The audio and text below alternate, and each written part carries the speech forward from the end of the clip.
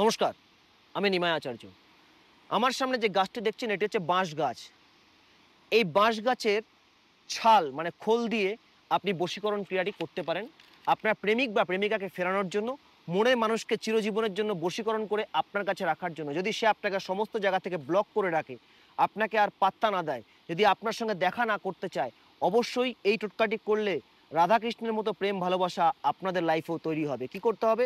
যেকোনো পূর্ণিমার দিনকে বাঁশ গাছের থেকে একটি ছাল আপনাকে তুলতে হবে, খোল।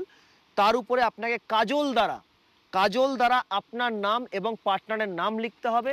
প্লাস আমি যে মন্ত্রটি বলছি এই মন্ত্রটি ২১ বার জপ করতে হবে। নাম লেখার পরে সামান্য একটু মধু আপনি এর মধ্যে লাগিয়ে দেবেন।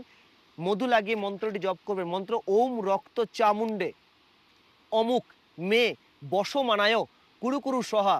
ব্যাস এটুকু মন্ত্র ২১ বার জপ করে আপনি কোনো বহমান জলে যদি এটিকে ভাসিয়ে দিতে পারেন, সেই ব্যক্তি সমস্ত জায়গায় যদি আপনাকে ব্লক করে রাখে, আপনাকে ছেড়ে চলে যায়, সে ফিরে আসতে বাধ্য হবে। এতটাই পাওয়ারফুল আদি টোটকা আপনাকে বললাম। নমস্কার, জয় মা তারা।